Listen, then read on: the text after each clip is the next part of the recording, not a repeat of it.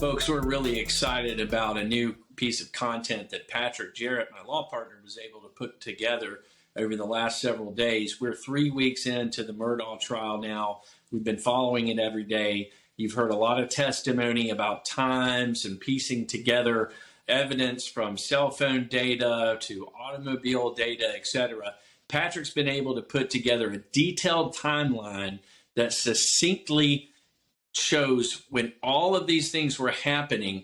This is something similar to what we think you're going to see in closing argument when we get to that stage of the trial.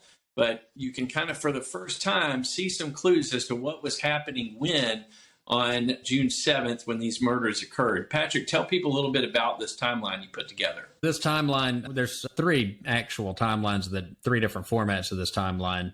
And one is this subway format, which basically shows the time frames and what Maggie, Paul, and Alex, what information we have from their cell phones and, say, Alex's vehicle. And it gives you an opportunity to see things contemporaneously.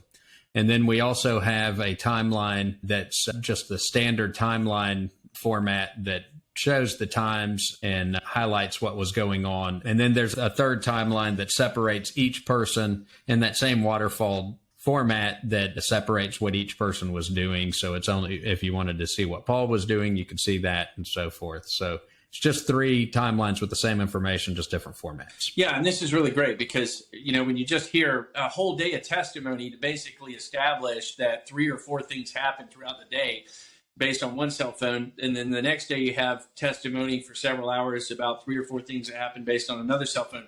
When you compress all this together, you can get a complete picture of what the state is trying to show based on the cell phone evidence. And this is available for free. We have a much longer video breaking down what we see in this timeline and some of the takeaways that we're taking from it. Feel free to share it with your friends. Please subscribe so that you're updated when you get content like this. And you can also check out our much longer video that we posted on YouTube yesterday with our takeaways.